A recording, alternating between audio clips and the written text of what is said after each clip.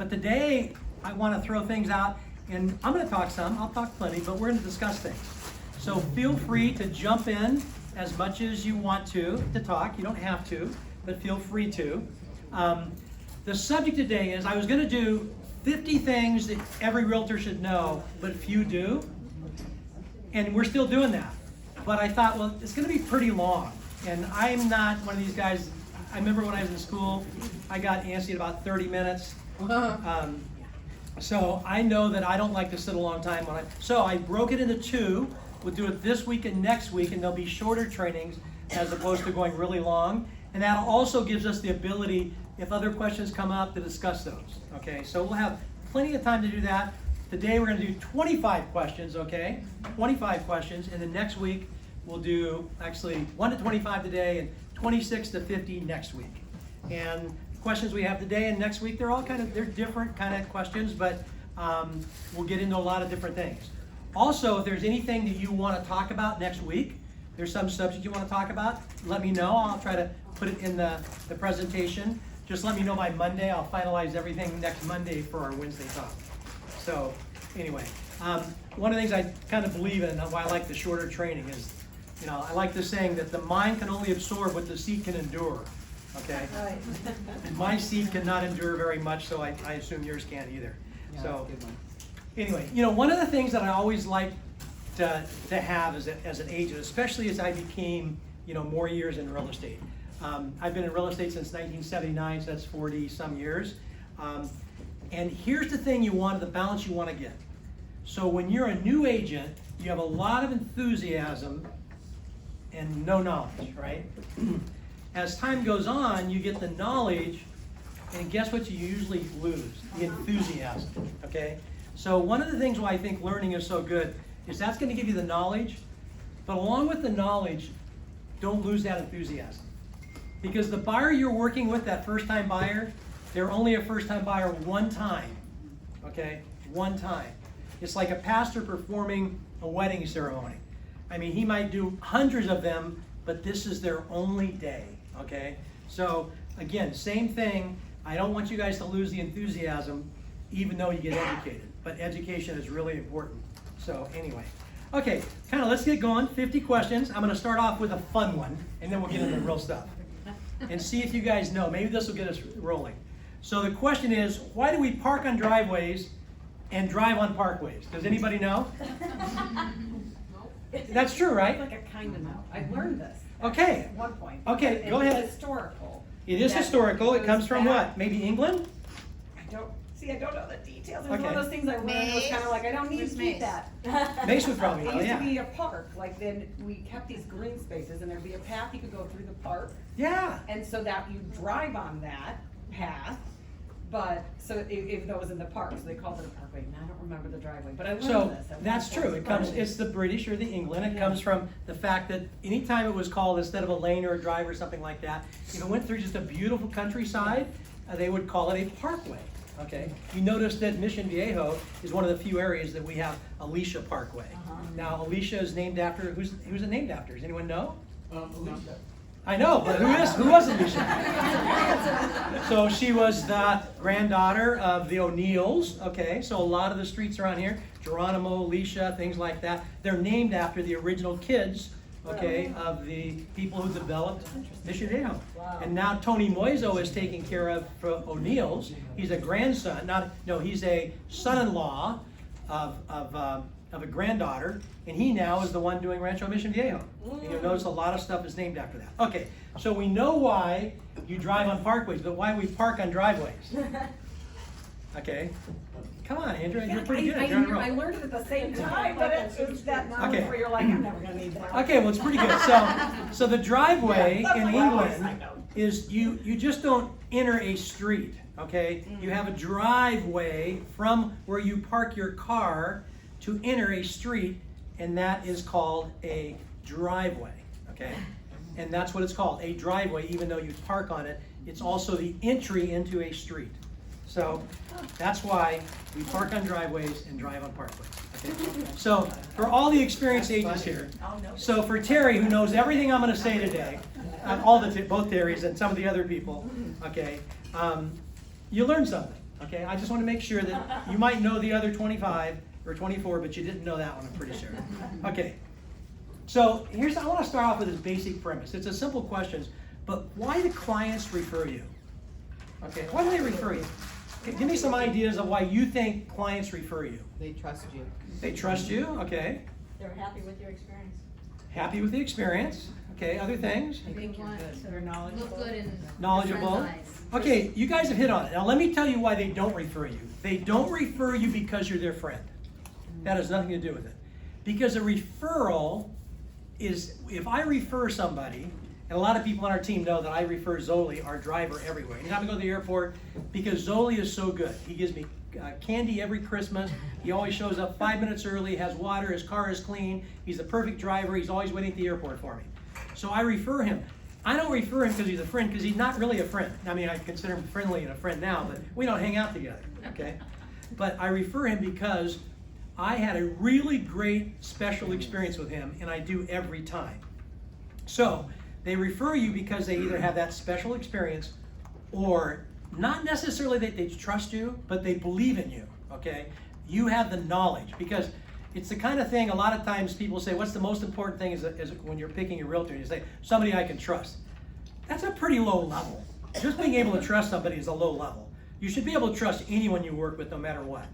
They're looking for something greater than that. They're looking for a special experience, okay, and somebody who's really good at what they do, okay? So that's why we get referrals.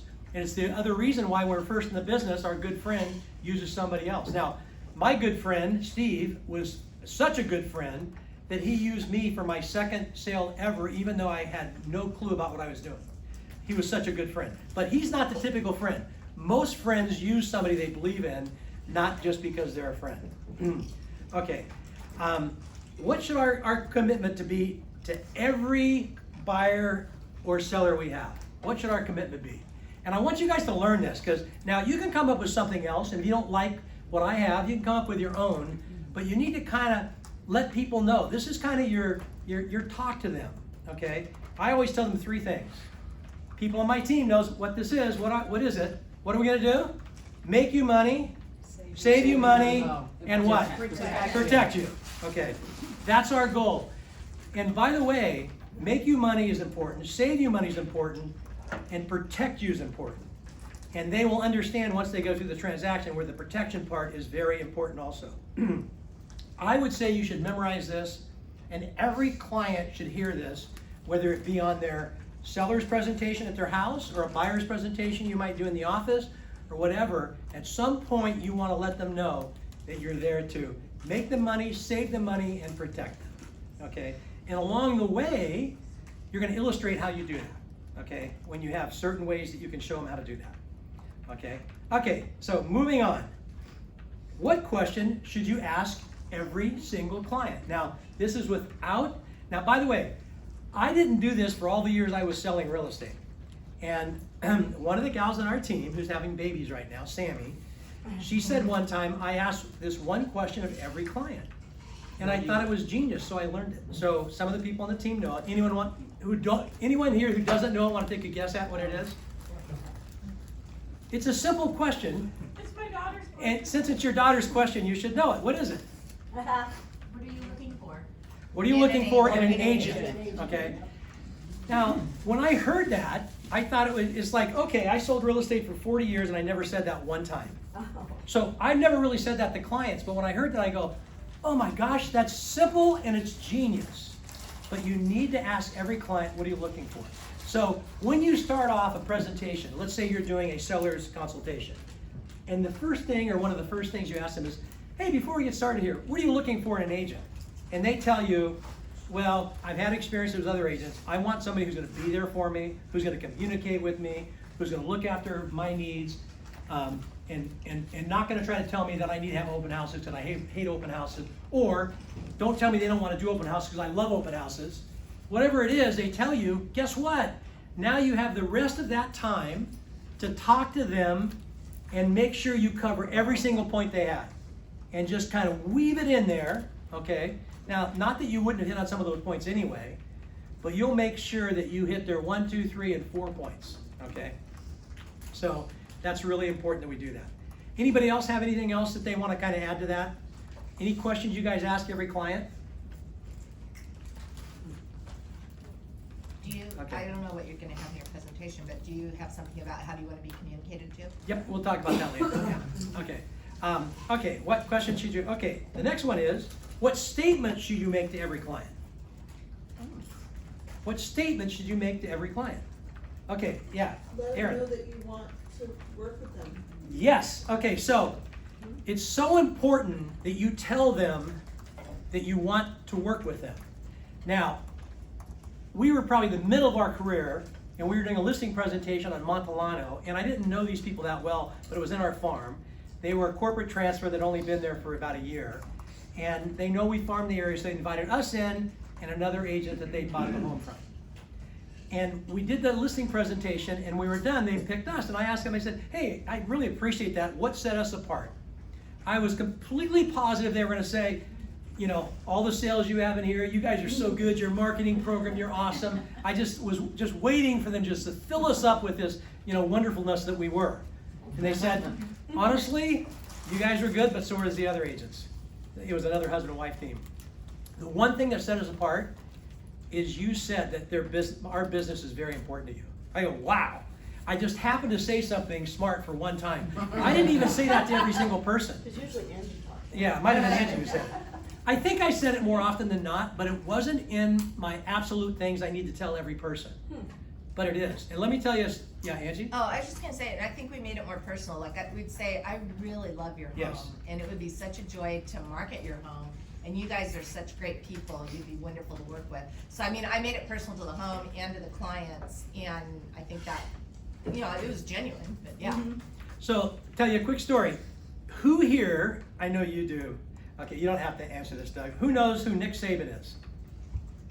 Alabama coach. Alabama coach. Now, has Alabama, have they had a successful football program in the past 15 years? Okay, they've won more national champions than any other two schools combined, and they've done really well. What does Alabama have to offer? Well, I don't know. I mean, Alabama isn't that special in my opinion, but I'll tell you what they have to offer. And this is what somebody said. What's the difference from Nick Saban when he comes out on a recruiting appointment? And by the way, the reason they're good is because they have good players. A lot of football coaches know X's and O's, okay? But what not all great football coaches have is the ability to recruit.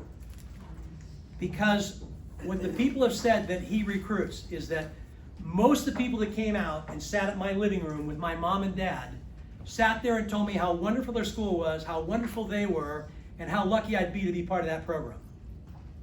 And he came and he said, we're going to invest in you. This is not about just football. You might play pro football and you might not, but I'm here to mentor you through one of the most important times in your life. You mean a lot to me and you're more than a football player. Now, just imagine yourself as maybe a parent, and I know that, you know, Steve and some other people in here, you've had kids at your, that they've been offered scholarships and things like that, and have the one coach come and say, this is what we are, and here's how good we are, and we're just wonderful, come to our school, you're lucky if you can, you're just lucky we're here kind of thing. Now, they wouldn't say that, they'd be gracious, but then you get the Nick Saban that comes out and says, I'm gonna really invest in you. Well, that's what you do when you tell them, when Angie was saying, we really would love to work with you, we love your home, this would be very important to us. And so they gotta hear that. I mean, it's really important. As much as all the marketing we do, and we talk about how important marketing is in staging and all this kind of stuff, and it is, but you need to be from the heart as well, okay? So, okay, there you go. Next question. What are 3 things as an agent you should pay special attention to regarding a home's condition if your client is considering making an offer? Now, I know Steve knows this, some of the people on the team. So let me set it up. We're walking through this home, okay? And Max, you're my client, and I know that you and Herc really like this house. I can tell it's something you're considering. What are 3 things that I should probably pay some special attention to as I go through the house? 3 things. The condition of the infrastructure. Okay, yeah, you got it. That's one of them. I'm going to change it a little bit, but that's really good, Veronica. Other things? Roof, The roof, yep, you got it. What else? water, Water, yes. Okay, so 3 things I like to. And Garrett might tell us the trees. He's an arborist, but that could be. But he would also tell you about water and drainage. Number 1, I like to look at. It's the single most important thing. And it's what Veronica kind of touched on. And it's kind of your geological condition of the property. Now, make it very clear that we're not geologists. Okay, we're not roofers. We're not drainage experts. But our eyes can see certain things. When we walk up to the home and we walk through it, we can see if where the fence is attached, they're separating. We can see if there's cracks on the side of the home. We can see certain things that just might be red flags, okay? Now, if they buy this home, we're gonna have a complete thorough inspection, okay, by really professional people. But why don't we look at this? That's number 1.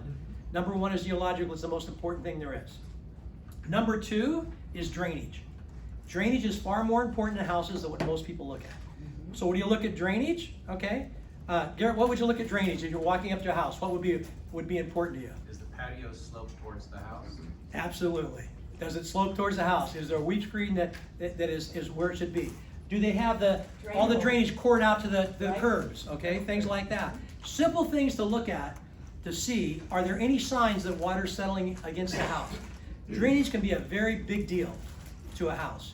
It generally is okay, especially in the homes that we have, in the great areas that we have, but it's just, you just look at it going through it, just to decide, okay? Because if it is a big deal, you want to help your clients out at that point. Now, if you see something as a red flag, you're not going to say, you know what, this house. What you want to say is, this is a great house.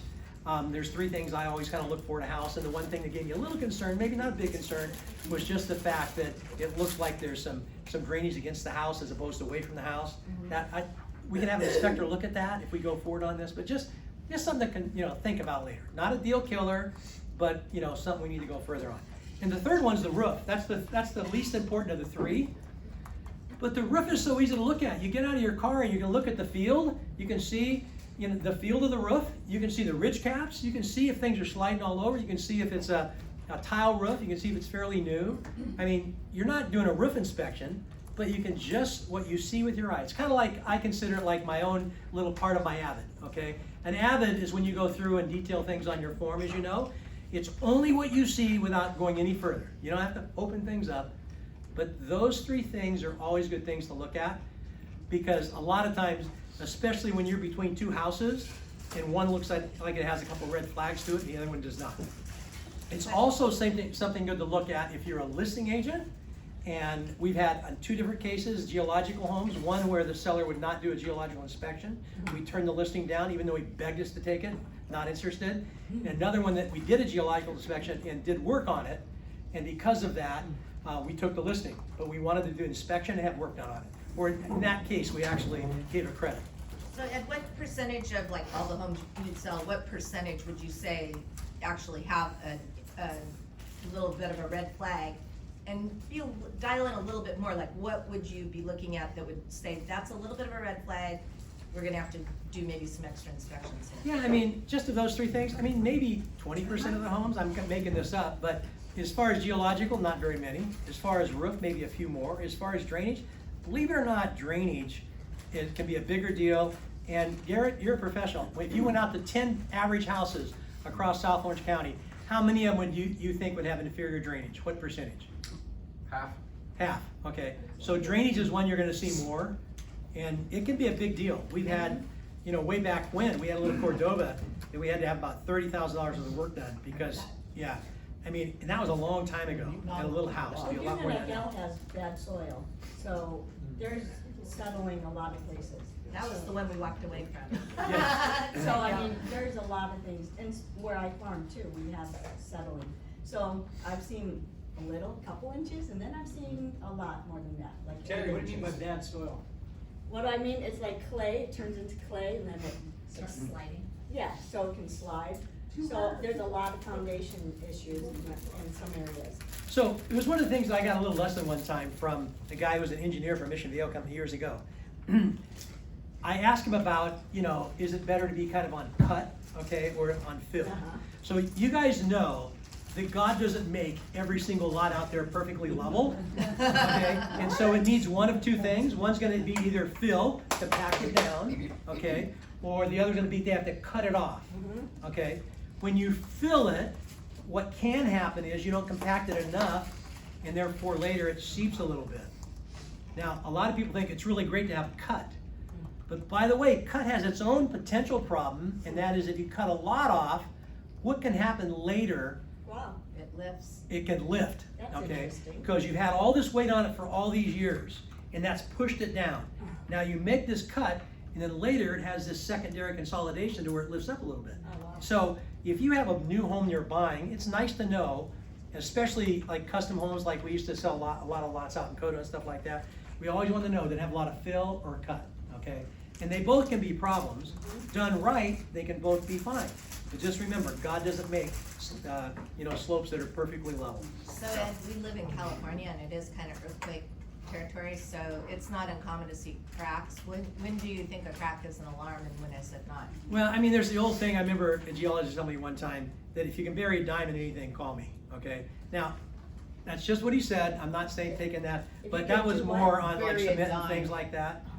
And it depends too, like if you go in a garage area, and you're looking at a garage, a lot of these garages are made with post-tension slabs. What that means is when they build these slabs, they crank tension into them with rebar. And that's gonna make them, pretty good. Others don't. So what happens to cement, okay, like for instance, a lot of houses, I mean, all houses, when you pour the slab for the house, okay, and you take up the carpet years later, the flooring, and you see a lot of cracks, why does it have cracks? Settling. It has cracks because when they originally pour that slab, they don't put any expansion joints in, because it's not gonna be shown. It lets the cement make its own expansion joints by having little cracks, and that's okay. And it's gonna be covered, so it's no big deal. However, if you have somebody come out who's gonna do your hardscape of your house, and you're gonna have a beautiful pool back there and a lot of patio work, what's he gonna do? Every 8 feet, he's gonna put expansion joint, that's a cut in it, so that you're not gonna get those cracks commonly, or big cracks, because it has expansion joints, so it won't make its own cracks. But a lot of times when people take up flooring, and they look at it and they go, oh my gosh, there's all these cracks in this floor. Is it a big deal? Well, I remember the geologist saying, not unless you can bury a dime in it, okay? Now, don't you start passing that knowledge on, bury the dime, because we're not geologists. If you look at something and it has a lot of these little spider cracks, I wouldn't worry about it. But here's the thing, we always rely on our inspectors. Once we do an inspection on a property, and the inspector goes through it, I always ask him, at the very end, I'd say, first of all, take us through and show the action items. And then I want to ask him, I said, just off the record, between you and me and the fence posts and my buyers, what do you think of this house? And what do they usually say? Good bones. Yeah, they usually say exactly what Steve just said. They usually say, well, there's a few items on here that they should probably take care of, you may want to have some action on, but for the most part, the house has good bones. Okay, that means the house is a good house, there's a few things you need to fix. Once you do, you don't have to worry about geological problems, drainage problems, or probably roof problems, okay? Can I amplify Angie's question about the wall cracks for a second? Yeah, Yes, No, I pay attention. If it's a vertical crack, not worried, that's earth movement. Right. If it's horizontal, I am worried because there's movement below and the wall goes. So horizontal crack versus vertical crack is an important difference. now a horizontal crack inside the house, a lot of times it's just a taping crack along where the drywalls are laid every 4 feet. So if it's horizontal in there and it happens to coincide with where the drywall would be, that's probably a taping crack. It still can be, when once a house is built, usually within the first year to 18 months, it's gonna have any what's known as secondary consolidation within that time period. That means that everything was good when it was there, and it has a little bit of movement afterwards. And a little bit of secondary consolidation is fine. A lot is where it starts being a problem, okay?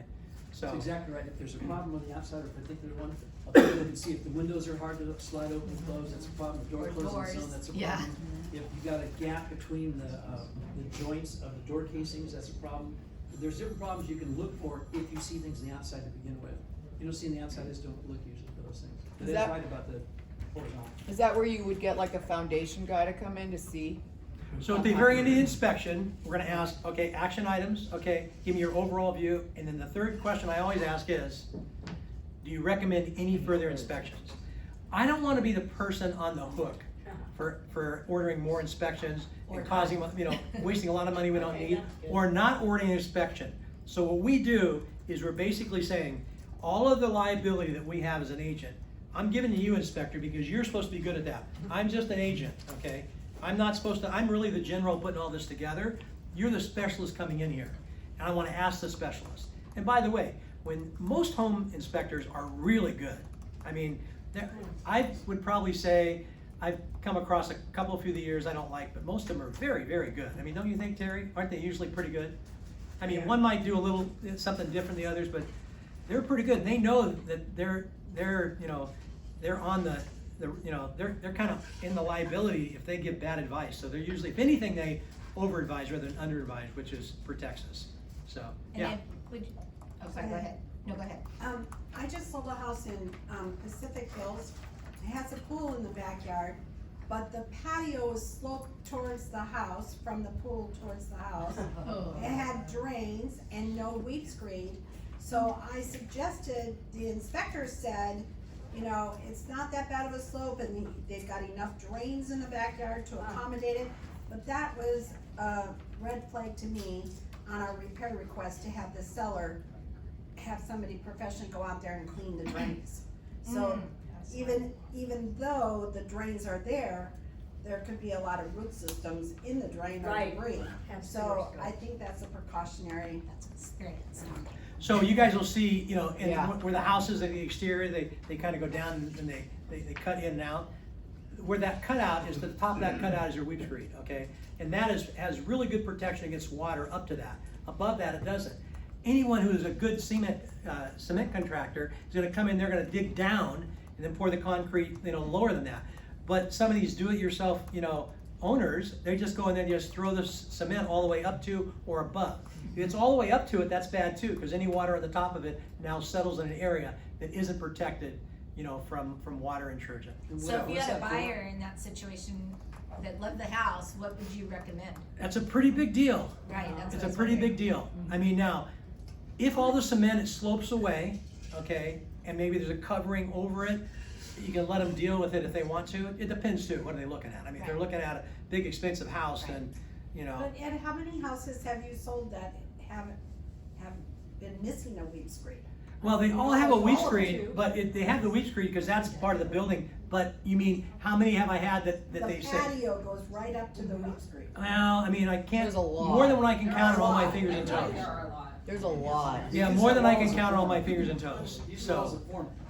What's the weed screen for? What's it do? The weed screen is extra protection up to that point against water intrusion. Right. Above the weed screen, it just has your plaster and it can seep right into the drywall. Right. Okay, but below that, it's got a really good protection, so. And that's because stucco's porous, water permeates the stucco. Sometimes you can tell what's going on because you've got a wet stain or something on the outside of the wall. It hasn't dried yet. But the water percolates down the wall and drops out the weed screen. That's why it's important. And so, and these are things, we're kind of getting off a little bit, but it is. This but is all good. This is why I wanted to break it into two, so I didn't have to say we don't have time for that, so. Okay, we're gonna go in a You need to be completely closer different to the direction. camera. Okay, is it important to make annual goals? Okay. Yes. Okay, is it important? Okay, so, and here's one of the things that I know that people don't like goals. I was never like made super big goals, but to this day and every year of our married life, we make goals and we discuss them on December 31st of every year at 4 o'clock. That's our standing New point. Year's Eve, let me tell you. Yeah. So, but we do it every year, but we work on it before that. And not only do we review them quarterly, but in addition to that, okay, in addition to that, we review them on the 31st last year, and then we look forward to our goals next year, okay? And our goals are pretty involved. But study after study finds that making goals are a key to success. They truly are. And by the way, what's the most important thing about making goals? I know some of you guys know this, but smart. Action. action goals. Okay, so you can make all these big dollar goals or number of sales and things like that. That's okay, but focus on your action steps, because it's the action steps that are really, really important. So not making a goal is like navigating to a place you don't know how to get to without a map. I mean, that's what it really is. So it's like we're going from here to some place we don't even know where it's at, and we don't have a map, but we're just gonna start driving. That's what not having goals are like. Well, Okay. and also in addition to action, I think you wanna measure and see if you're hitting them, and if you're moving beyond that too, cause one of the things we used to always tell each other, and this especially played out in our listing presentation, is if you're not getting better, you're getting worse. Right. There's no such thing as staying the same, so just keeping those same goals year after year, you're really not building and growing. You should always be looking for tweaks and refinements to what you're doing to just get that little bit better. Plus the market, oh my gosh, everything changes so quickly now, just even with technology and all sorts of things. Yeah, what were things about, you taught more goals than I, they have to be measurable. Specific, measurable, actionable, and then I always forget the R and the T. Relevant and time Time bound, yeah. So Wow. you have to say, I'll get it done by, well, Miss Goal Setting here. She's got an A, okay, for the whole day. Go to the front of the class, oh, she's already there. So, I like this quote. It says, "A dream written down with a date becomes a goal. Yeah. A goal broken down into steps becomes a plan. And a plan backed by action makes your dreams come true." I like that. Yeah, So, that's good. I like that. Okay, so a couple other things. I'm gonna talk to things about, just little bitty tidbits along the way. But as an agent, what should we tell our sellers when they are completing the TDS and the SBQ? Now, there's one thing I want you to tell. This all came to fruition by a 1984 case, okay? And this case was Strasburg, Easton versus Strasburg. And before Easton versus Strasburg in 1984, everything in California was caveat emptor, okay? Which is Latin for buyer beware, okay? So it's kind of like, you can do anything you want, buyer beware, okay? This court case, okay, Easton versus Strasburg changed everything to what we have today. And some very specific language came out of that. This language is on the top of our TDS. And what does it state? Okay. Anything that can affect Sellers value must- or desirability. That's right. You need to memorize this. A seller needs to disclose anything that may affect value or desirability. Those aren't my words, those are the law's words, okay? If That's you what it use is. Glide, it actually puts that in the email to them. When you send them the Glide seller's disclosure, it uses those exact words. But what I always tell my clients is, I'm like, even if your next door neighbor plays the drums at 3 o'clock in the morning, you have to disclose that, like disclose everything. If you're by the railroad tracks, the street, when in doubt, disclose. Yep, when in doubt, disclose. Now, I do want to make one little kind of caveat on that, is that when you disclose something to a very great degree, there's a law that states that you should be detailed in everything you disclose. So you can't do one thing in super detail and nothing else. So the reason they write this law, because this wording is, in my opinion, it's just awesome. Because it talks about value or desirability. Those are big words, right? Value means, is it gonna make it worth more or less? Okay, actually less. If it's worth more, you don't have to tell about it, just if it's worth less. Value or desirability. So, yeah, Doug? Are you gonna tell them about your verbiage in the? Oh, the TDS, yeah. Yeah, so one of the things I always have my sellers do their TDS on their own. Okay, because why do I have to do that? Because they're supposed to do it. It's not my TDS, it's theirs. Okay, there's a little spot for me, but, so I let them do it, then I like to go through it, and guess what? I always find something that's wrong. Okay, I always find something that's wrong. I mean, they're not gonna know that the walls are, are owned in conjunction with each other and things like that. So then, I've got my little spot, and in my little spot, I can then say, according in question 13 on page 2, these walls are owned by both buyer and seller, or both landowners, adjoining landowner, or whatever it is. Or they put out that there's fans in the bathrooms, and I just checked that, they didn't check that, but there are fans in both bathrooms. Whatever they are, I'm gonna put them in there, because what does that make me look like if I'm ever gonna be sued? They're gonna say, wait a minute, you look at that TDS. You not only had them do it, you corrected everything they didn't do, and you put one little clause in there at the very end that I like. I see nothing else to contradict what the seller states. I see nothing else to contradict what the seller states. Now, know that I didn't say there is nothing else to state. I say there's nothing else I see to contradict what the seller states. Okay? So, Say that one more time. Brief note for new agents, again, Glide makes that process so smooth and easy. yeah. And Glide is free, and I'm happy to help anyone who needs help with it. Oh, wow. Yay. Wow. Okay, I got 10. I'll send a list around, Say that's that great. sentence one more time. I see nothing I else. see nothing else, or if there is nothing, I see nothing to contradict what the seller or sellers state. Okay? These are things I just have down, I'm gonna use them all the time, okay? The SPQ is important, but the TDS is the one that's really mandated. Now, is a TDS required by law? Technically, it's not, believe it or not. The TDS is not required by law. It's required by every office and recommended by CAR. But what is required is the seller disclose anything that affects value or desirability. Oh, okay. So, I mean, if you want to try it on your own, good luck. CARD did a beautiful form for us, okay? So if somebody sells a house for sale by owner, I mean, God help them, it's not gonna work probably. But if anybody ever wants to sell a house for sale by owner, just ask them one thing. There's 372 things that must happen to close a home. Do you know all of them? Because if you don't, you need me, okay? And if you think it's expensive to hire a professional, wait till you see how expensive it is when you don't, okay? So, okay. I have one question on that. I get this confused, or I've heard missed things. So I'm selling a house right now. They're original owners. They've owned it for 40 years. Do they put every leak that happened, or what's the timeline? Okay, so value desirability. So now this is where we have to think on our feet. This is why we're not going to be replaced by computers, not for everything we do, because you have to decide. Now, here's the kind of thing I like to. This is Edism. This isn't like in the book of real estate. If there's been a leak in the last 5 years that we've had to take care of, that was more than just a leak that was no big deal, but you had to do some drywall or there's any mold or anything. Within 5 years, I want to report everything I have about it and give them all the evidence. Okay, but if I had a roof leak a year ago and the roofer came out and fixed it and nothing's been taken care of, I don't have to disclose that. You don't have to disclose what's fixed and what's working, okay? But when it comes to especially leaks that might be roof leaks, not roof leaks, but more interior leaks, or if they had, they had to put new piping in or something like that, those are things you want to talk about. But technically, if everything's fixed, you don't have to disclose it. But when it comes to water intrusion and things like that, I go a little bit further. Gotcha. I go back. And remember, everyone here know what a clue report is? A what? A clue report. Yeah, insurance We have a Yeah. few. A clue report is the insurance company's credit report, okay? So in other words, anytime an insurance company has a claim on a house, they're gonna report it, all the companies, and they then have a record of what the seller, what the owners, what claims they made in the last 5 years.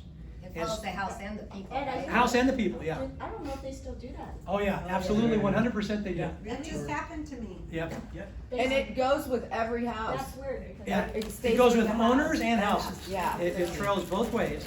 And so if you have one claim in 5 years, you're probably okay. If you have two, you may have trouble getting insurance. And everyone, not everyone here, but probably every team has had this problem at one time or another, to where all of a sudden, the seller doesn't disclose it, okay, the insurance company finds it on the clue report, guess what, a week before they close, and now they're gonna have to pay an extra $2,000 a year for insurance, okay? That's something you wanna negotiate with the seller. That's their problem, not yours. Or potentially their problem. Steve? I could be wrong. I think of the TDS as present tense. It's Uh-huh. a leak now, enough, we fixed it years ago, it's no big, but I think of the SPQ as past tense as well as present tense. Yeah. So I'm trying to have them do, if there ever was a leak, they gotta put that down, so. Yeah, Oh. but there's some things that if it's fixed, you're okay. And here's the thing, that's where you gotta make the call on it, okay? If it's something really simple, and it's fixed and you know there's nothing else wrong with it, it's fixed, you're fine, okay? Okay. But if water intrusion is kind of my one thing that I go outside a little bit further on, so, okay. Good comment on that, Steve. Okay, that's the TDS and SPQ.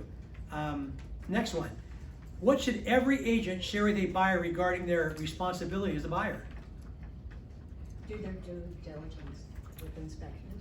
Yep, okay, that's it. However, everyone here knows what the BIA is, right? Buyer Yeah, Inspection buyer. Advisory. Yeah. It's the sheet at the end of our RPA that tells the buyers that they're responsible for every single thing in the whole world and doing all this investigation, including square footage and condition and everything, right? But there's one thing in there that is a thing that you need to know about. It's a simple thing. It says the buyers have a duty to exercise reasonable care to protect themselves. And this is the thing you want to memorize. The buyers have a duty, they must exercise a reasonable duty to protect themselves.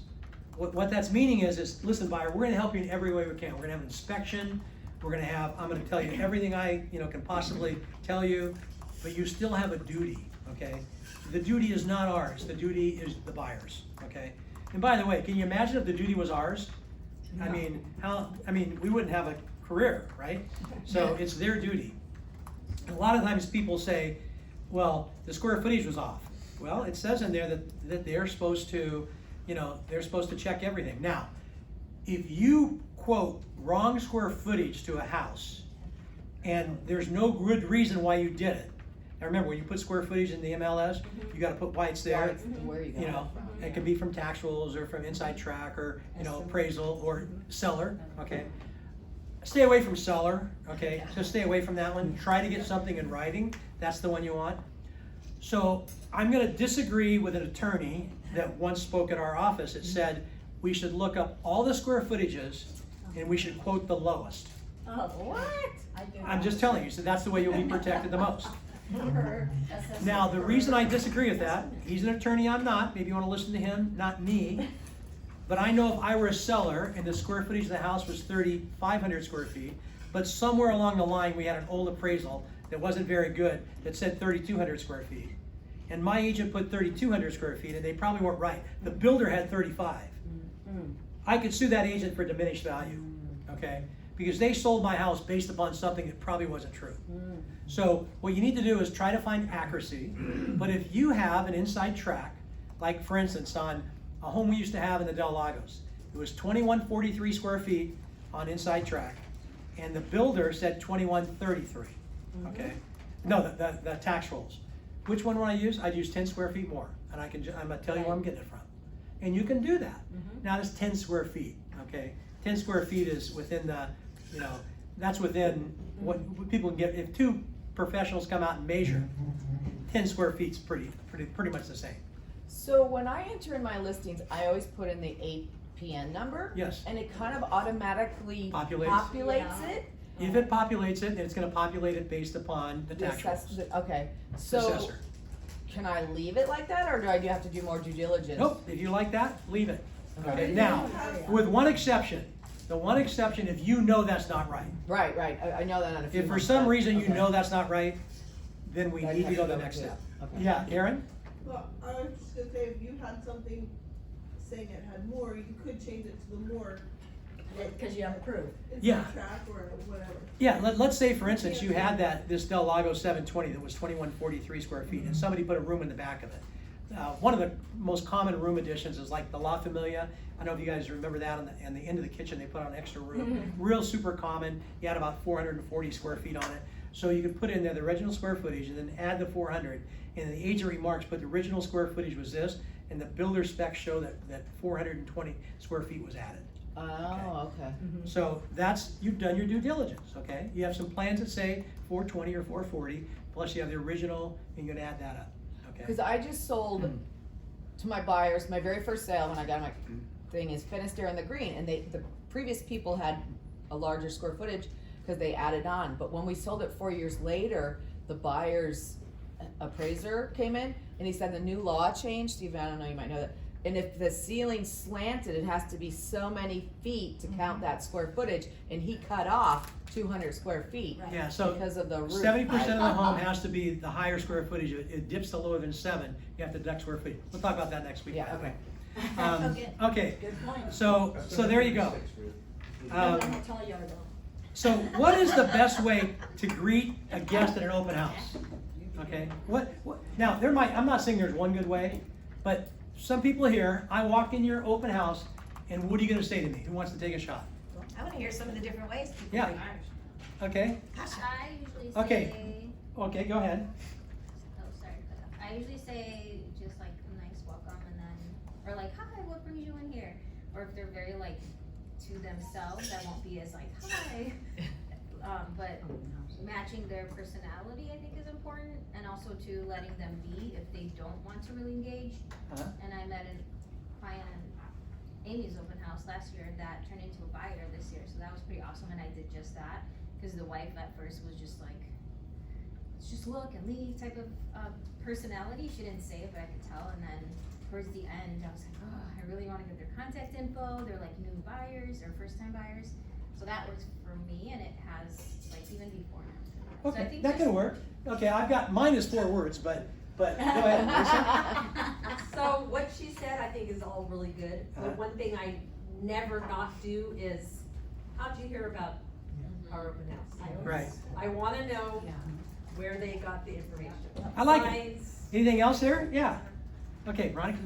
I always say, I hope you brought your checkbook, cause this is the one. Yeah. I like that, and I'm gonna talk about that in a minute, but that's going out. Anyone else wanna share? I've got what I think is the perfect 4 words. But I've heard all kinds of things, and they're good. This is the best one. sign right here. What brings you in? That's what I was gonna say. What brings you in? Because that's gonna tell you something. They're gonna tell you, oh, just saw the sign, I'm looking for decorating ideas. Or we own a home in the tract, I wanna see what other homes look like. That is 4 words that are so simple, and you just say them so nice. Like if Veronica's walking out and she'd walk in and go, hey, hi, what brings you in? Nosy neighbor. Yeah, nosy neighbor, there you go. And then now you know. So they're 4 probably words, the gonna fewer say words you just can get like- something out of people, the better it is. The key to that is to say those 4 words and zip it. Yes. I always go too far, like, are you a neighbor? Da, da, da, da, you know, What it's do you like, want? yeah. So what is at the end of those You guys 4? know I have diarrhea of the mouth. So what is We say they what get is the together. end of that? Okay, guys, everyone watch? Is it Craig Ferguson, the guy late at night?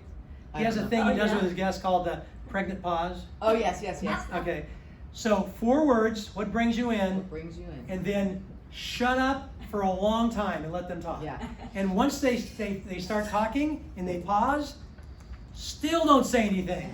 Because then they'll probably fill in more blanks. You just let them. Because once they feel a little bit uncomfortable, you have plenty of time to make them feel comfortable around you later. Okay. And what you're going to tell them is, what's that tell you when you give them plenty of time to talk? It tells you one. It tells them one thing, and this is the most important personality trait. This came out of Circle magazine like 20 years ago. It said of all personality traits, and they rated like 120 of them, from the very top, the best to the worst. What do you think the best personal trait somebody can have? Listen. Good listener, number 1. Yep. Okay, number 1 was good listener. And then By the way, it what says was the here- very last? Anyone want to guess what the very last one was? Being a Bruno family. I mean, Right. yeah, that could be it.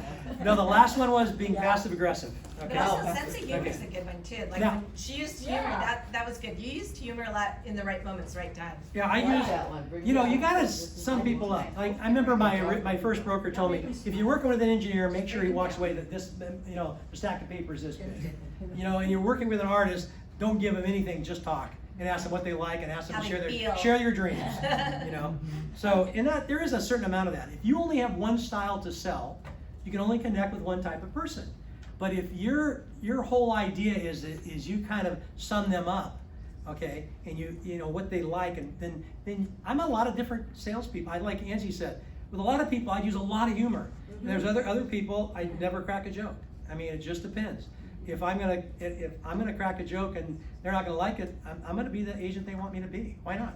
They're paying me, okay. And that doesn't mean that you're not yourself, okay. It just means that you love them the way they want to be loved. You guys all heard about the 5 love languages? Okay? Yeah. You know, Angie's special time, okay, and words of affirmation, I focus on those 2 things. And every Sunday, she's the queen for the day, and every Saturday, I'm the king. And guess what? I do a lot of things on her queen for the day. Words of affirmation and special time, every Sunday, because I know that's important to her. So, Very good. And what Okay. does this have to do with selling houses? yeah, because you gotta love your client the way they want to be loved. You got love. find You out got the love languages. That's why, Angie. Okay, so that's the best way you greet an agent, okay? Now, when they walk out, you know, I sometimes, you know, the one thing I never say is, do you have any questions? Because all they have to do to get out of there is say no, okay?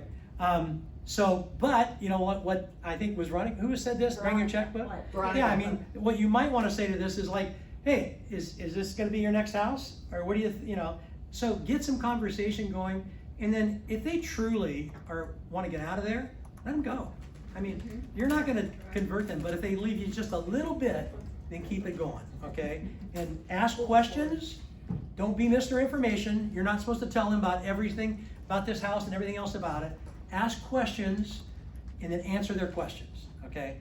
So it's kind of like, what are you looking for in an agent? What questions do you have? Let me answer them for you. Okay, next one is, how do you explain what title insurance is to a client? I mean, doesn't a lot of our clients say, what is this title insurance as a seller I'm paying for? As a buyer, as a borrower, you pay for it too. What is it? What's it do? Now, I would like you to know a whole lot more about title insurance than what we're gonna say here, but you need to know enough to appease your clients. So, Marisa? I just say it ensures that this home has a clear title. So Bingo. no one has, a claim on it. Yep, absolutely. I just say it protects the buyer, that when we close the home, it'll have no liens in the house that we don't know about. Okay, now, it's gonna have liens, it's gonna have a tax lien, okay? Gonna have a new mortgage on it most likely, but it's not gonna have any surprise liens on it. It's gonna have a clear title as far as we're concerned. Yeah, Doug? Okay, so I got this question one time. So I said pretty much exactly what you just said to a seller. And they said, well, then why isn't the buyer paying for it? Okay, so here's what I would say. You asked that, say, well, I know interesting about enough, it's not required that a seller pays for it, okay? But I will tell you, in Southern California, unlike Northern California, it's customary that it's paid for here. So if you present an offer that asks that if the seller is asking the buyer to pay for that, then the buyer's gonna look at that and say, great, I need to negotiate more off this house because customarily, the seller pays for that. It's not required, but customarily they do. And then you can also tell them, and by the way, customarily, a buyer does pay for coverage. What coverage does a buyer provide? It's Lender coverage, yeah. okay? So the lender coverage, if there's a loan. That was my answer. I said, well, they do have their side to pay for. Yeah, so you have a side, they have a side, just like escrow, you both have a side to pay. Now, if they wanna get into it, technically, all closing costs, with the exception of one, all closing costs are negotiable. What's the one that's not negotiable? HOA. You got it, HOA, because that's mandated by law. The seller will provide, okay? So why is the buyer buying a title insurance? I mean, I know it exists, but I really have The never buyer understood buys why. title insurance For the lender, For but, the- Yeah, Yes. but why? The title's clear. because the lender wants to be covered on the policy along with the buyer. The lender. So in other words, And apparently that So, takes about $700, Andy, to do. so the lender wants coverage. I mean, just like So if, the buyer's paying a loan. yeah, I mean, if you have a loan on a car, the lender wants to have coverage on that too. Okay, So they does wanna that be mean if they're additional paid insurance. cash? Huh? Does that mean that they're paid cash? No, you don't. Nope, don't need it. For cash, there's no buyer title for cash. I did not realize that. And by the way, we talked about this at our team meeting the other day, but remember Orange Coast Title, they've got discounts for first-time home buyers, they've got it for military, handicap, seniors. So, but they're not gonna automatically give them to you. You've gotta Gotta make ask sure them. the title and escrow knows that, so they can order that. Well, to me, I feel that it should be the seller's responsibility because the buyer's coming in and what if the seller's got a judgment and this and all that on there? So The they're buyer gonna should have be it clear. protected. So I think that should be mandatory for So, sellers. so one little question, this is kind of off the subject here. What is different about title insurance than all other insurance? It's about the house. It's Okay, Not a so, trick question. so here's, so it's kind of a trick question, but it's not. Huh? Like, Yeah, it's past related. Okay, so in other words, when I go Oh, buy yes, insurance past for my related. car, Okay. and it starts today, Hey, you're right. it protects me from this year to next year, or for my house, or for That's almost correct. anything. But title insurance, actually what it's doing, it's just ensuring that the title company didn't make a mistake, and if they did, then there's money that goes into the pool. And by the way, they pay very few claims out, because they usually do a pretty good job. Which again brings me back to the lender policy. Okay, if they're protecting that it's clear title and there's a loan on the property, if there's a mistake, it has to be paid to the seller, which then they would pay the But lender. the buyer doesn't wanna have to go and sue. I mean, the lender doesn't wanna have to go out and sue. They wanna have coverage direct. Trust me. Sounds like a scam to me. Okay. Especially since they don't. I'm not disagreeing. I think there's a lot. I know I had this conversation. Listen, but it just doesn't if make we sense. didn't have title insurance, that lender coverage, the lender would charge more for the loan. That's Has it. it always been there your whole career? Huh? Has it been there your whole career? or was Oh, yeah, that- always. Always. Nothing's Should changed the on lender title pay for insurance. that if a buyer has a? Okay, what's the purpose of escrow in the transaction? To be an independent third party. Independent third party For the that does buyer and what? the seller. to Intermediate. mediate, go through To the fulfill offer the that. contract. No, there's two things. There's two things, kind of remember this. Two things, okay? It holds money and title, and at the very close, it transfers money and transfers title. So in escrow, a neutral third party, okay, holds money, holds title, transfers money, transfers title. That's what it does. Now, is it important to know a lot more? Yeah, I think you should absolutely know about loan docs, funding, recording, confirmation, all those different things. I'm not gonna talk to them about today, but I'll be happy to cover that with anyone. But there's a big difference between signing loan docs, funding, recording, and confirmation. They're all different things. They can happen pretty quickly. Actually, they can, in some cases, with table funding, happen within 24 hours of each other, okay? But still, they're not all the same thing, and you need to know as a new agent that when they say we're gonna record, that doesn't mean that we're confirmed, okay? Record means it might be recorded, but we don't have the confirmation that it's recorded, okay? So, okay, what's your 20-second elevator speech? Okay, everybody should have one. You're at a party, you meet somebody, they're talking about real estate, you're in your farm, okay? You need an elevator speech. This is a 20 or 30-second way of introducing yourself, getting across key points, 1 or 2 or 3, and connect, just to make a connection with somebody. Okay, here's what I consider it. This is just the way way I look at things. I consider the elevator speech similar to curb appeal. When you get out of the house and you just look at the house, it's just like that. And is that important? Yeah. They're saying the two most important parts of buying a house are the curb appeal and the second you step inside the house.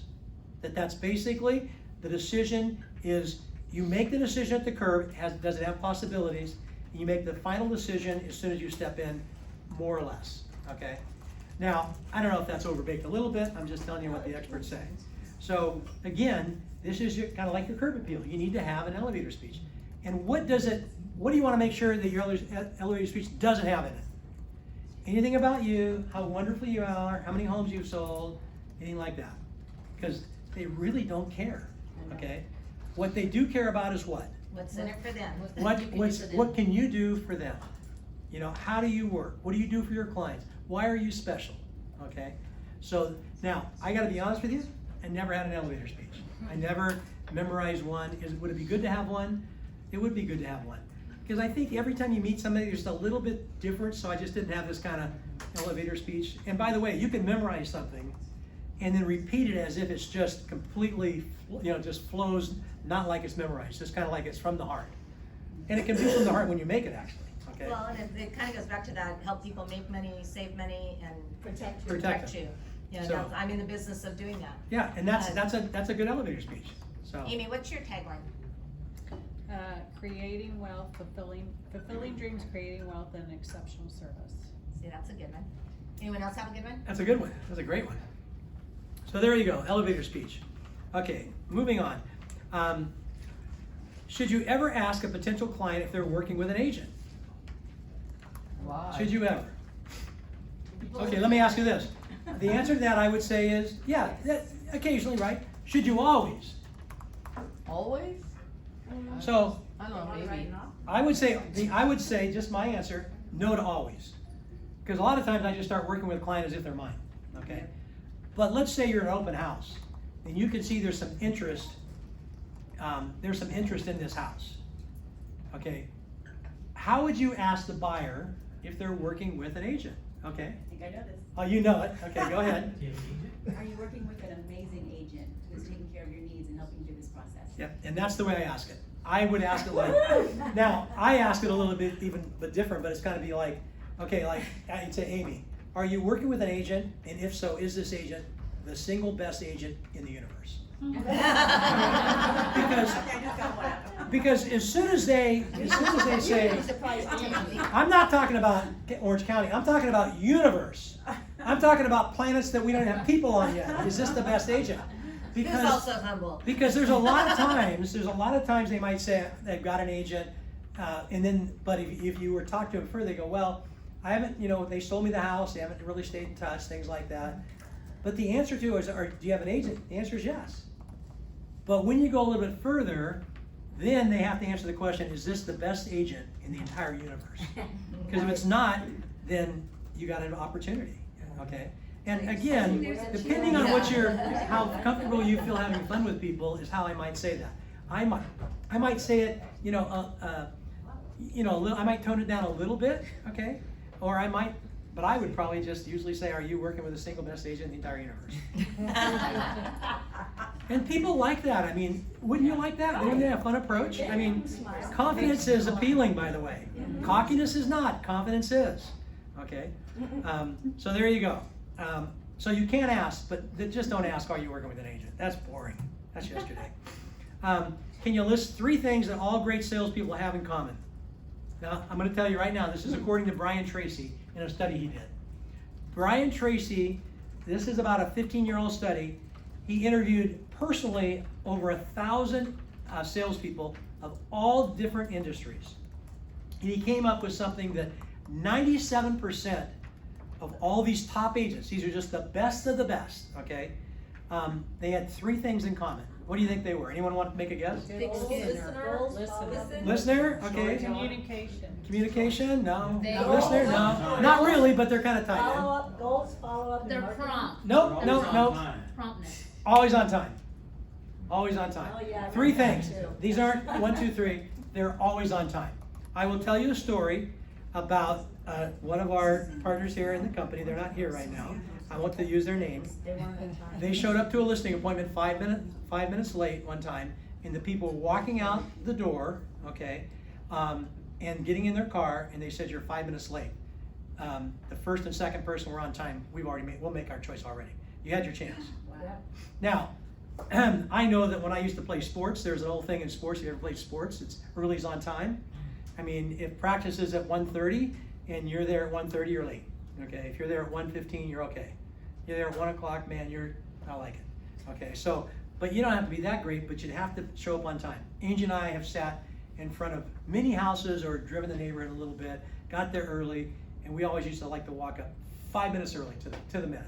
That was our goal, 5 minutes early to the minute, okay? People know that when I make appointments with people, I always make them on crazy times, usually 11:25. Our office meeting is what time, guys? 8:55. 8:55, because people are more likely to be on time if you make a very specific time, okay? I've had fun with clients before. Sometimes I'd say, well, why don't we, meet Saturday morning, let's say 10:10. How's that? Let's meet at 10:10. And they'll say, how about 10:08? I go, hey, 10:08? 10:08, 30 seconds, whatever you say. I had clients that would get that specific with me because they thought it was so funny. But guess what? It made them specific, okay? And by the way, if you have an appointment at 10 o'clock or at 8:55, and you show up at 8:55, are you on time or late? Late. You're late because 8:55 in 1 second is past. Yep. That's the way I always look at it. So when my kids, and they used to have a time to be in the car, and you got the clock in the car, if we were leaving somewhere at 9:10, and they got in the car and said 9:10, they were late.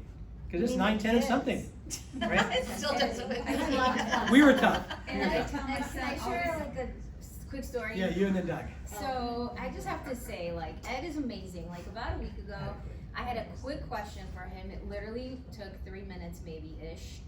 And he looks at his watch and he's like, I gotta go, I have to be at a hair appointment. And I was like, okay. So he leaves and he's like, but I'll come right back. And I felt bad, I'm like, okay, this is just gonna take 3 minutes. Legitimately, he comes before he promised, and that meant so much to me. I was like, wow, he is so on time everywhere all the time.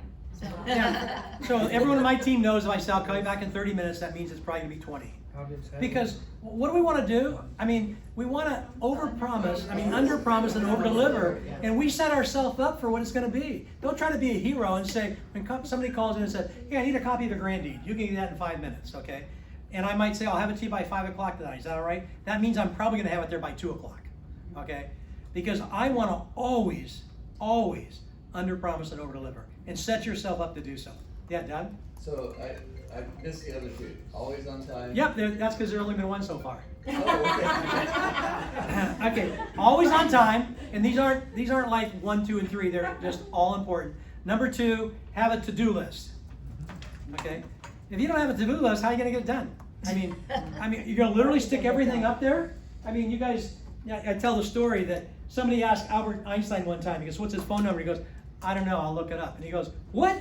the most intelligent person to ever walk the face of the earth, and you don't remember your phone number. He goes, my mind is only reserved for something I can't find someplace else. Okay, so have a list.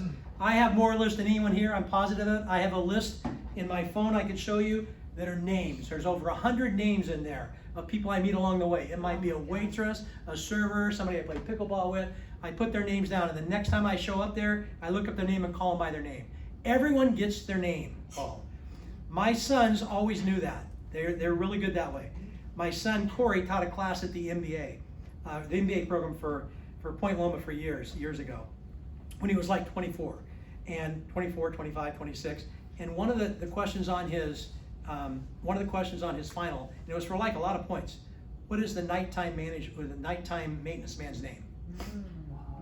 And he gave him extra credit for that. Now he taught business communications at the MBA level, but he said you've got to connect with people.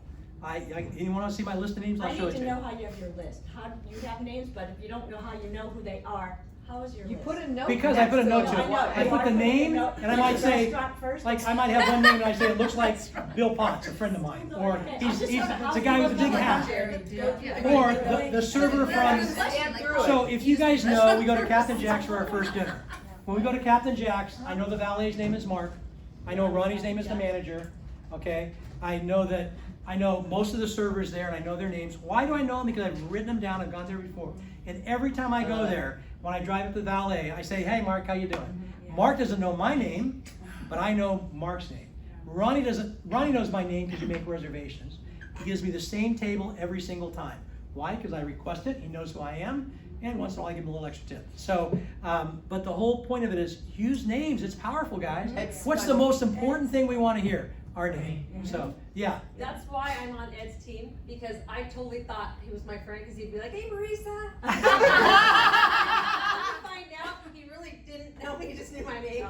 Thank you very But much. you know what? I do the same thing at the I call him crossing Marissa guard. for 2 years. Because I want to call the kids by their name, so I'll be like, the little boy with the glasses coming from the apartments, dark hair.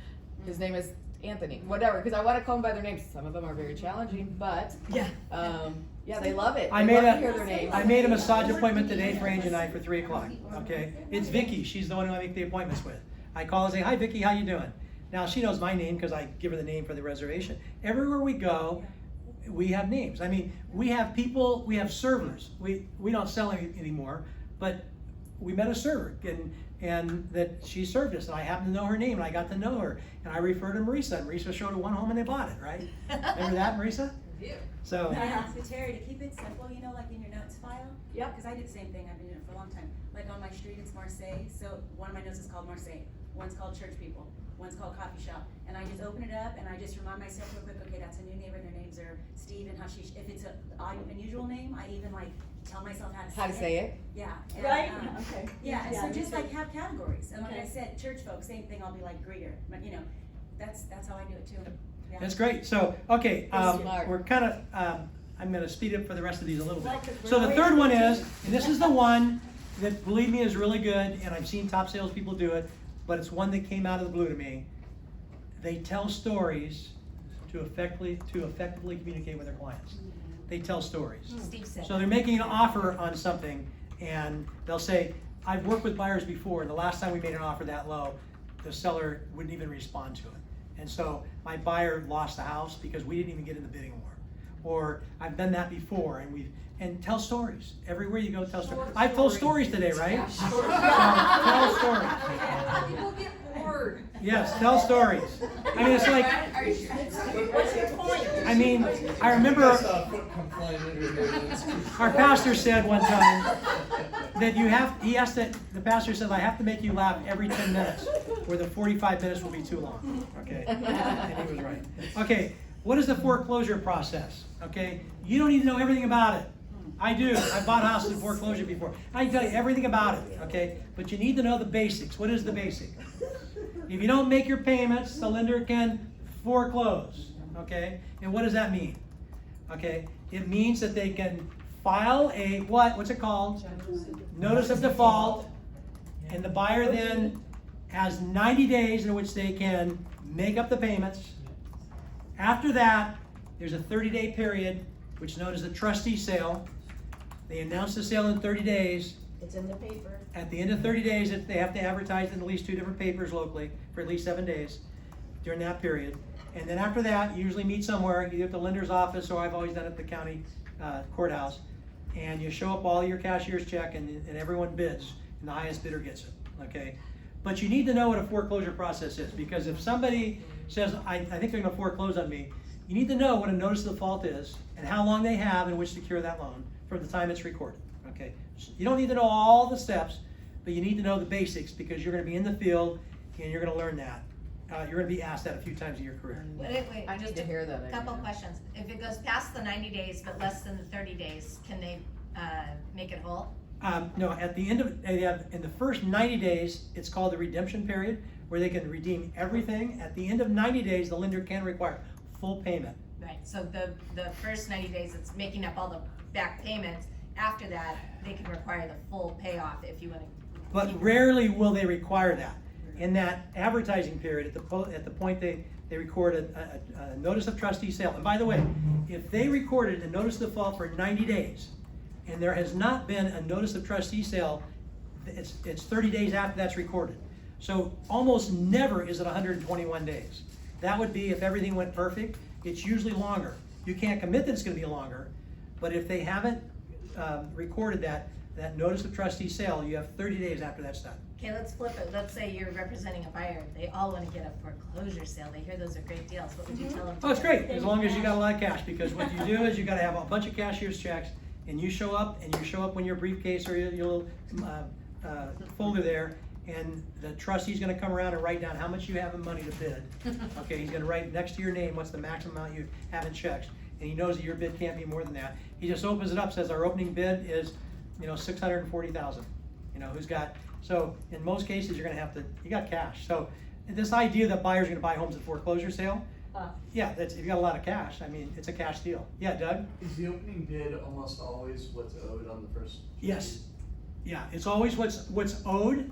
So that's what. It's always, okay, yes and no. It's always what's owed on the foreclosing party. So let me give you an example. And below, There's a first, no, or above, I mean. below, yeah. So there's a first on the property of, let's say, 500,000. Let's say there's a second for 100,000. The first, when he found out it was in when the second found out it was in foreclosure, he did not make up the payments. I was in this situation twice. I didn't want to make up the payments. I'm just going to go to the sale. I'm going to bid enough to cover me. Okay, I'm going to bid enough to cover me. Okay, so I go to the sale. The opening bid is the first plus whatever I'm owed. I actually bid a little bit more because I knew there was more room. And both the sales I went to, I got the property. Both times I bid against people though. But I had to bid, because I didn't bid up, and somebody would have got it at the opening bid, I would have been wiped out.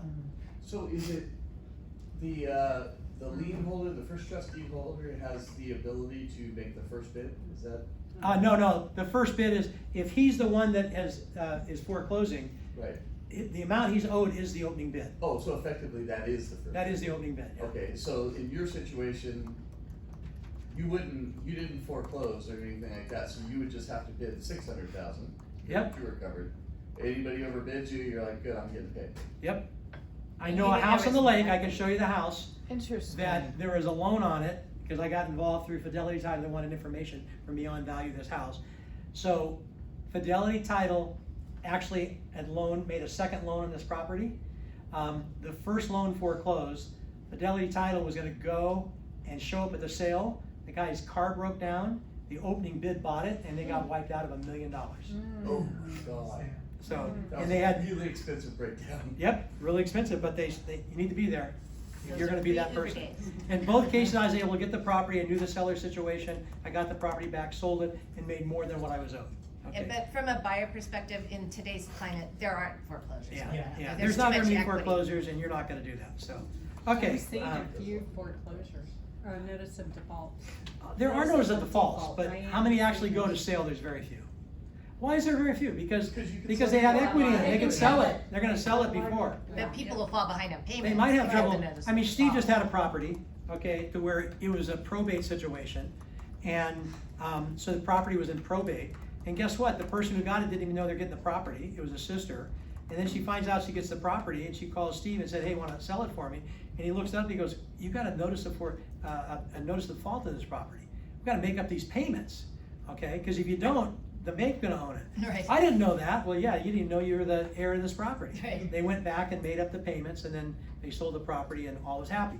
Without Steve knowing that situation and kind of alerting her, the property would have sold. They could have Okay. sold it quickly though, and even made up in escrow, right? I mean, within the time frame, if they. did If have they the sold it market. and closed it, Yeah. then they can close it before the sale, for sure. Okay, next thing, what is a statement of attitude? Is it important to have one?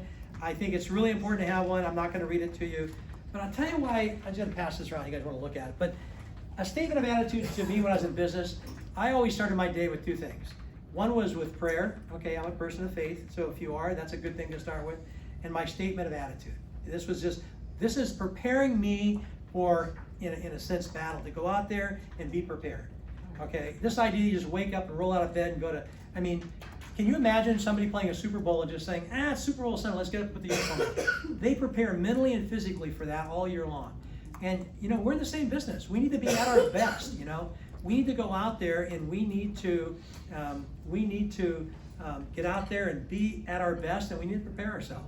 I can tell you, if you want to turn things around in your business, a lot of times, just doing the single thing. Start with prayer if you're a person of faith, or at least the statement of attitude, okay? And you'll be surprised, it can make a difference. Because when you change your mind, you change your results, okay? Next one is, what is my definition of a situation room, and what must you know to effectively use it? Okay, so these is something that's really important. I have a whole video on this on 805 Academy. I did a training a while ago for our team. Most people on the team said it was the best training we've ever done because it was so interactive and stuff. The situation room is when you meet with a client, whether it be a seller or a buyer, and you're not there to say, let me show you what I do to get my home sold. That's part of the process.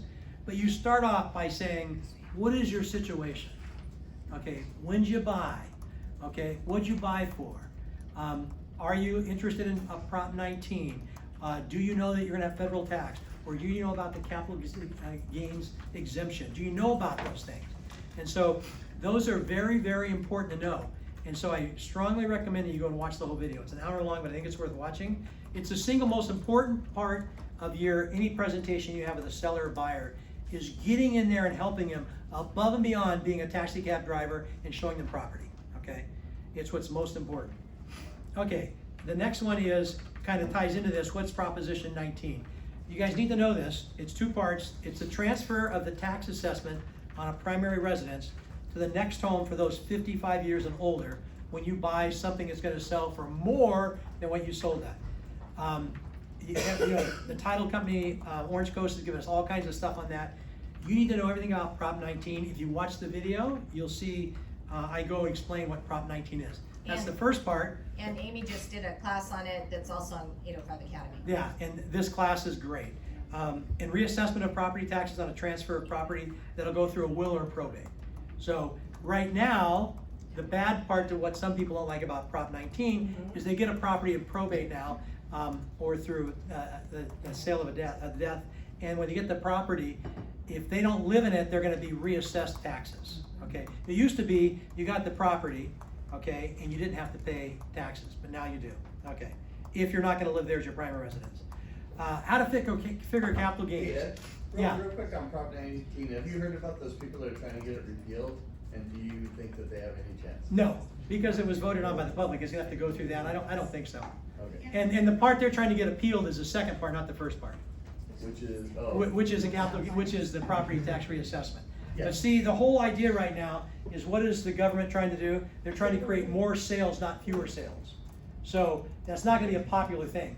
Everyone needs more properties on the market. I don't think that's what the government, they want more tax revenue. Well, not necessarily, but I don't think that'll ever be appealed. Okay. So that's just my 10 cents on it. I know you might like that, but I don't think that's gonna happen. Okay, you guys, this is something very simple, but you need to know how to figure capital gains. Now, you're not gonna be an accountant, and you're not gonna do the final numbers for anybody, but when you're in the situation room and they wanna know when they bought that home at 500 and they're gonna sell it at 1.2, are they gonna have to pay any taxes, right? Are they? If they bought it at 500 and they sold it at 1.2, are they gonna have to pay taxes? It If they're, depends. yeah, it depends, okay? Because what we have right now, okay, is we have a $250,000 exemption for homeowners that live there 24 of the last 60 months as their primary residence. It's $500,000 if they're married. There's a bill right now before Congress, bipartisan. It's not being acted on yet, so I don't know when it's gonna happen, but I think it will happen. That'll raise that 250 and 500 to 500 and million, and it will be indexed. Okay, which means that for every year it will increase. Oh, really? Okay. But you guys you need to know how to figure capital gains. And capital gains are pretty simple. I explained it a lot in our video. It's very simple. It's cost basis versus capital improvements, and cost of sale equals adjusted cost basis, and sale of the property minus adjusted cost basis equals your gain. And then if you have an exemption, you minus the exemption, and if it's a plus number, you have capital gains, okay? So that's how you figure it. Now, if you wanna know how to figure capital gain, if you have a client that says, I'm gonna have some capital gains on my property, maybe they sold an investment property, or maybe they sold their primary, and the problem we have right now is a lot of our sales right now, we have more than $250,000 or $500,000 of gain in that, and they're gonna have to pay taxes. So when you live in California, okay, you're gonna have to pay capital gains, you're gonna have to pay state taxes, right? How is that figured? Does anyone know? Your income, It's the same as earned income. Yeah. So if you make $100,000 gain, it'd be like you're making $100,000 more earned income that year. Oh, for just California. Yep, thank you, California. They stick it to us every way they can. I'm kidding, but, no, I'm actually not kidding. Okay, yeah. So, yeah, I mean, however, how about federally? Now, federally, it's a lot different and it's much better. If you have to pay federal taxes, there's a new, every year, there's a new rate for what you're gonna have to pay based upon earning, because it's indexed. I looked it up just before I wrote this. So, $0 to $44,000 of gain, you have 0 federal tax. Nice. Now that would be, okay, they're taxed at a lower rate. Now, if you have 44 to 492.3, okay, that's not the gain, that's your earned income. Then it's 15%. So most people will fall in that 15% range, okay? But above 492 is 20%. But it's only the percent above 492, not all of it. So that's like a lot of people say, oh, I pay a 40% tax rate. Well, you really don't. You might pay a 40% tax rate in the last bit of your income, but the first bit of your income is indexed much lower, okay? So you can always look that up and Google that, what it is. But you need to know that state taxes, capital gains, are just taxes, earned income, but federal taxes give us some really nice exemptions on it. Not exemptions, but lower taxes. And there's a Prop 19 calculator in the Orange Coast Title app. Right. That's really good. And that's our last question today, but I probably won't finish it. So what payments can a California resident write off on their income taxes? Anybody know here? How about taxes? Can you write off taxes? Yes. Up to 10,000. Up to 10,000. What's the 10,000 taxes included? Property taxes and what else? Sales tax. Sales tax. So you have to add them together, you get 10,000 total for the two. So if you have $12,000 of property tax and then you've also paid some other sales tax, you bought a car or something like that, chances are it's gonna exceed that, you only get $10,000, okay? What about mortgage interest? How much can you write off? Up to 750,000. Absolutely, good job, job. Steve. Okay, so 750, but there's one little exception. What's the exception? HELOC. No, not HELOC. HELOC's actually good. The exception is that if it's before 12/15/2017, your ceiling is $1 million. Okay? Your ceiling is $1 million.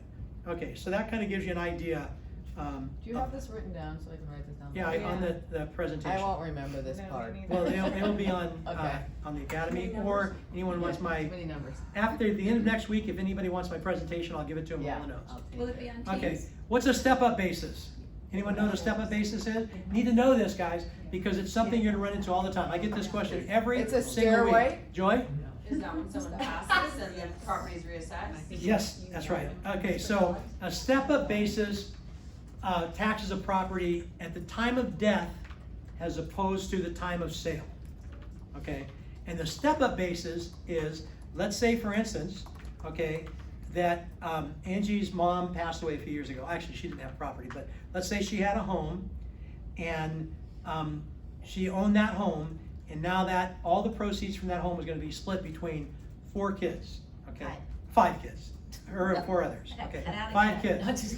So, if we sold that home immediately, so it was worth exactly what it was the day they sold it, okay? If they sold it exactly, how much taxes would we have to pay as far as capital gains taxes on that property? 0. As long as what, her estate, which it wasn't, was not more than 12.92 million, okay? Or married twice that, that's index, goes up every year. So when all of us here pass, as long as we are not worth more than if we're married, 25 million right now, and it continues to go up unless they change it, then everything we have, with one exception, is tax-free to our heirs. What's the one exception? Stocks. Can be stocks, retirement account. So a retirement account is taxed, and Angie's mom had some money in the retirement account, and because she'd never taken that money out, we had to pay taxes on it, and then what was left is what we split. But that's fair, because she's never paid taxes in the first place on it. The money went off the top of her income right into this, and she never paid taxes on it. So that's the one exception there, or that's one of the exceptions. There might be other things. If you have anything is tax deferred, you have to pay the original tax on it. But other stuff is one of the really nice thing our government does is that when we pass or we get property from it passing, it's in most cases tax-free. And just to finish that explanation, so let's say the property gets a step-up basis when the person dies, but you don't sell it for 5 more years, and then there is appreciation, you pay it from the step-up basis forward, whatever the gain is. Right, okay, almost done here. 24, what's the maximum? Wait, we're 23. We're shooting. 23 was the step up. Okay, we're almost done. Oh, that was step up. You guys have got to be tired of this by now. Okay, what is the maximum property taxes can increase in 1 year? And what proposition created it? How much? Prop 13. 2%? Okay, what year was it passed? What month? November. Second Tuesday, November 1978. What was the bill called? Prop 13, endorsed by who? Garvis and Jan. They were, and that was great. It's really helped us a lot. Because here's what used to happen. What used to happen was all the government entities would get together and say, this is how much money we need, property tax people. I need this to run my organization. In other words, I need this and I need this. They would then add up all the assessments and divide by how much money they needed, and that would be your tax rate. And often tax rates were as much as 2.5% and 3% of assessed value. And the assessed value could change every year. You could have a tax bill back then, properties were less. You have a property tax bill that went from $3,000 to $7,000 in 1 year. Okay, not uncommon. And so finally, this was really a great thing that was passed. Now it can only go up 2% a year with only one exception. That is that in a period to where it's not increasing, and they elect not to increase it, or they even decrease it, then they can make up that difference later at a different date if the appreciation increases, okay? So that's really a nice thing. Property taxes in California is one of our good taxes, okay? Payroll taxes, one of the worst. Gas taxes, the worst. Employment tax, the second to Massachusetts, I believe. So we're second overall, we're the second worst state tax. Only New York is worse overall. But the one thing we do have is we do have good property taxes overall. Now we have high values, so that's going to hit us a little bit. Okay, next question. What's the easiest way to figure out how much property taxes will be for a buyer's new home? And I'm going to start next time with this, I think. I'm going to show you how to do it on the Orange Coast app. You can go in there, and there's a little way you do it, and with a couple different clicks, you can figure out what property it is, and exactly how much you're going to pay for this property, and it'll compute what your new taxes are, including Melrose. Is that cool? Yeah, I need to know that now. Yeah. Okay, I'll show you later. I've been calling my lender, figure out the taxes, figure out the taxes, figure out the taxes. Okay. And one of the things that we offer for our team does, and I think it's a great thing, is at the very end, we put together a sheet, and it's called Important Dates, and it's for our buyers. And we list when your next association payment is, when your next taxes are due, whether they're impounded or not. when your next association payment is due. All of these things so that the buyer can look and say, this is when I need to start making payments. Because I don't know why, but that's not something required for us to do when we close escrow for a buyer. It should be, that's pretty basic, right? Buyers gotta figure it out on their own. Okay, any questions here, guys? That was great. It's a little too fast at the end for me, cause that was like more important, so Okay. I want a copy of your Well, whole thing. At the very end next week, I'll give you a copy of the whole thing. We have 25 awesome. more. I like the second half. Angie said, please make sure the second half is at least through the first half. I think it's even better. So, we'll have some more fun things in there. Any more questions here? Dad, thank you. Thank you. Anything you guys want next week, especially let me know and we'll talk about it.